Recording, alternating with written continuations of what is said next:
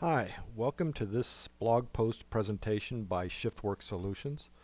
Please make sure that your sound system is turned on as I will be narrating this presentation. First, a little bit about myself. My name is Jim Dillingham. I'm a partner at Shiftwork Solutions. I've been working with shift workers and shift work operations for a little over 25 years now. I've done projects all over the world for all types of different companies for all types of different reasons, but it basically comes down to I help companies evaluate, design, and implement shift schedules. Now that's me on the left, so that's Echo. She's my little puppy dog, and she's in the office with me today, so I told her she could be on the blog post. So we're going to be talking about 10-hour shifts with today's presentation. I'm going to call this part one. There's a lot of information out there about 10-hour shifts, and I want to try and keep this presentation in the 5 to 6 minute range, and so I broke it down into several parts. So this is just going to be part one. If you can't wait for the next blog post, you can always go to our website at shift-work.com and get more information. There's information about 10-hour shifts, 12-hour shifts, 8-hour shifts, whatever you want to know about shift work. It's on that website. Or you can always give me a call, 415-763-5005, or even email me at jim@shift-work.com, and we'll see if we can get your questions answered. I mentioned I'm going to have several different parts to this 10-hour shift discussion. Today I'm going to talk about the basic issues surrounding 10-hour shifts, but in coming blog posts I'm going to be talking about covering single shifts Monday through Friday, Monday through Saturday, and Monday through Sunday using 10-hour shifts. Then I'm going to have a presentation on two-shift operations using 10s that cover 5, 6, and 7 days. And then we'll talk about covering 24/7 with 10-hour shifts. The one thing you need to be very aware of when it comes to 10-hour shifts is that employees love them. Because of this, you need to make sure that they're going to work for you before implementing. If you implement and you find out later that they're not working and you try to go back to an 8-hour schedule, you will get a lot of pushback from your employees. Why are 10s so popular? Well, let's look at the alternative. 12-hour shifts give people a lot of extra days off, but they're very, very long days. 8-hour shifts give you lots of time off every day, but because they're so short, you have to come to work a lot of days. 10-hour shifts are just right. They're not too long, plus you get an extra day off every week. It's kind of a mama bear, papa bear, baby bear situation. When you're looking at a 10-hour schedule, you're really looking at moving around where your workforce is going to be during the week.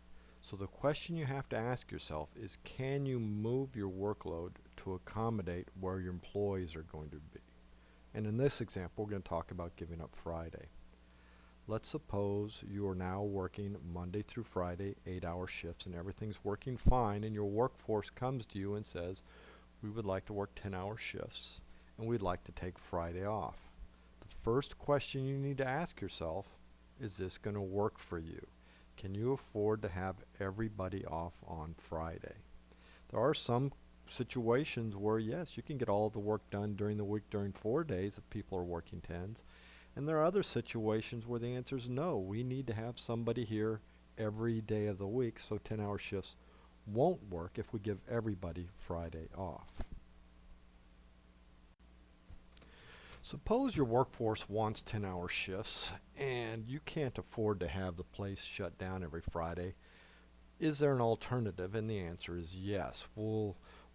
Ends up happening is instead of having nobody there on Friday, you just have fewer people there every day of the week. Let's take a look at an example. Let's suppose you have a business where there are 5 people on Monday and they're all working 8-hour shifts, and they do this on Tuesday and Wednesday and Thursday and on Friday. So every day we have 5 people showing up for 8 hours, gives us a total of 40 hours of work being done that day.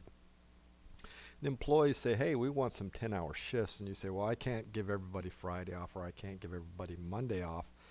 And they go, well, we don't want to do that. There's 5 of us. Why don't we each take a different day off? So what would that look like? Well, let's take a look. Well, here we've got Monday, and we've got 4 people showing up now. One of them is taking the day off. And we still have 40 hours of work being done, but it's being done by 4 people instead of 5 people. So we have fewer people showing up.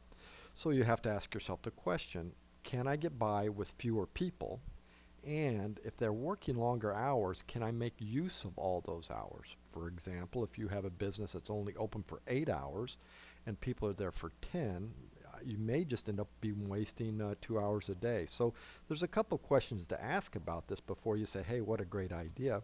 But let's continue this on. We have a different person off on Tuesday. That X is the person that's off, and different person on Wednesday and Thursday and Friday. So every day we have 4 people showing up, and every day one person is off, and every day we have the same amount of labor hours being worked as we were on the 8-hour schedule. There's just fewer people there.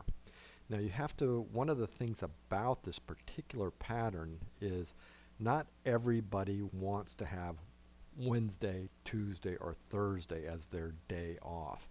Probably around 70% of your workforce will want to have Friday as their day off. Probably about 25% will want to have Monday off. And that leaves about 5% that will want to have Tuesday or Wednesday or Thursday off. So you have to be careful and have how you assign these different days off. Well, that wraps it up for 10-hour shifts part 1. I will be posting 10-hour shifts part 2 in another couple of days. If you have any questions that need to be answered and you can't wait until the next one comes out, you can always give me a call at 415-763-5005, or you can visit our website at shift-work.com, or send me an email at jim@shift-work.com. I'd love to hear from you.